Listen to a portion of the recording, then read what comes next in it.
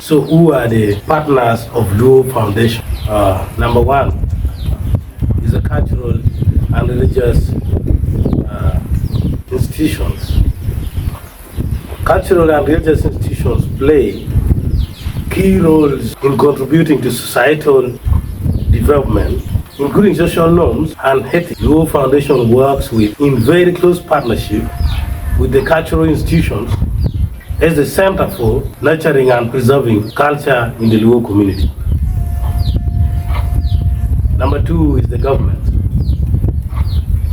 Governments in charge of the geographical locations of these communities, it's imperative that the organization has a strategic partnership as legal centers of authority. Engagement with governments include alignment of Luo Foundation activity to government policy, explore opportunities for advocacy, lobby and opportunity for joint development intervention. Civil societies and development partners have played crucial roles in promoting development in the Luo community of Uganda, promoting civic space, human development, democracy, infrastructural development, and rehabilitation, among others, have been huge investments of civil society and development partners. Luo Foundation is working with civil society and development partners as strategic partners in promoting and realizing the mission and vision